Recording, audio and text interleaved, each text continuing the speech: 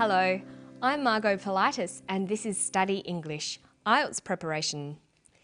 Today on Study English, it's geography. How do we talk about places, locations and directions? Listen to this clip about the history and geography of the Torres Strait. The Torres Strait is situated above Queensland, between the Arafura Sea and the Coral Sea, Cape York Peninsula and Papua New Guinea. Darnley Island, also known as Erub, is the largest volcanic island in the eastern Torres Strait, with a population of around 375. It is surrounded by some of the deepest water in the world, known as the Darnley Deep. Though we are a seafaring people, 75% of Torres Strait Islanders today are living on the mainland. This is because we were displaced from our island homes since colonisation. Life for Torres Strait Islanders has been an endurance test ever since colonisation. During the Second World War, hundreds of Torres Strait Islander men were shipped off from their homes to fight for their country, of which they were still not citizens. Uncle Bill Sailor, who has gone back to live on his land of Erub, remembers all too well the war. So that was Johnny Harding talking about his home, the Torres Strait Islands. When we want to talk about a place or where something is in relation to other places, we need to use function words called prepositions. Some common prepositions include in, on, near, or between. Prepositions can also be made up of 2 or even 3 words. For example, next to, surrounded by, or in front of. These are called prepositions of place. Listen for the prepositions of place in this clip. The Torres Strait is situated above Queensland, between the Arafura Sea and the Coral Sea, Cape York Peninsula and Papua New Guinea. Now let's go back over the clip and see if we can figure out where the Torres Strait is. Johnny says that the Torres Strait is situated above Queensland. Here's Queensland. The islands are situated above Queensland and between the Arafura Sea and the Coral Sea, Cape York Peninsula and Papua New Guinea. So the Torres Strait Islands can be found here. The Torres Strait is situated above Queensland, between the Arafura Sea and the Coral Sea, Cape York Peninsula and Papua New Guinea. Learning to use prepositions correctly can be difficult because most of them have more than one function. There are not many rules to help you choose correctly, so you need to learn each expression separately. Look at the use of prepositions in the following. Meet me at the front door of the department store in George Street on the corner. In English, we say at a location, in the street, but on the corner. The general rule is that we use in to talk about large areas. For example, I live in an apartment block in Sydney, in Australia. Use at for particular locations. I live at number 2 West Street. Use on to say things like, my house is on the corner, or I live on the 2nd floor. And here's a quick exercise on prepositions. Try describing the position of things in the picture. Choose from in, on, near, between, above, next to, in front of.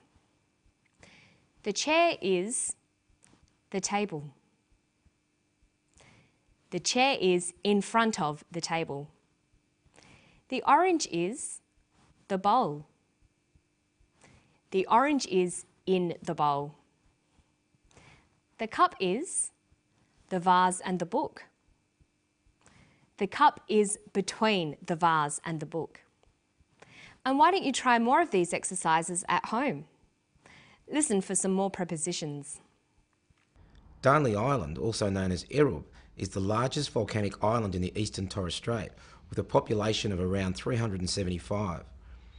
It is surrounded by some of the deepest water in the world, known as the Darnley Deep. Though we are a seafaring people, 75% of Torres Strait Islanders today are living on the mainland. This is because we were displaced from our island homes since colonisation. Okay, so we can use spoken and written descriptions to talk about a number of different subject areas. In social settings, we can describe people, family, or relationships. In physical settings, we can describe geography, landscapes, and other places. But whatever you're describing, it's important to organise and structure your language. You need to carefully plan what you're going to say and the order you want to say it in. If you're describing a country, it's helpful to list the features you want to concentrate on. They might include the location and size of the country, the physical features, the climate, and even the population and language of the people. Listen to all the information in the clip about Torres Strait. Can you hear what type of information the speaker is giving us? The Torres Strait is situated above Queensland, between the Arafura Sea and the Coral Sea, Cape York Peninsula and Papua New Guinea. Darnley Island, also known as Erub, is the largest volcanic island in the eastern Torres Strait, with a population of around 375.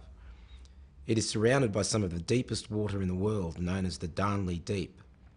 Though we are a seafaring people, 75% of Torres Strait Islanders today are living on the mainland. We heard information about the location and physical features of the islands, as well as about the population. He could have included information about the economy, customs, festivals, or food. There are many choices. If you're writing about a place, the first step is to decide which features you want to describe. The next step is to organise the description. When writing about a place, punctuation is another important tool to help organise your writing and give it meaning. The rules for punctuation are different in all languages, and knowing which letters to capitalise is a key part of punctuation. The rules about which words to capitalise need to be learnt. Let's review some of these rules, and then we'll go back to the clip and look at how some of these rules apply.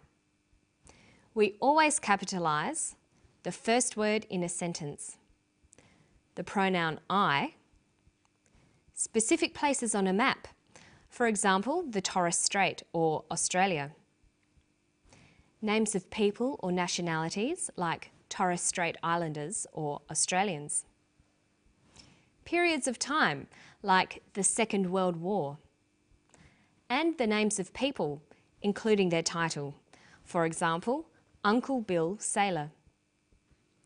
Compass points are not capitalised unless they form part of a formal name for an area.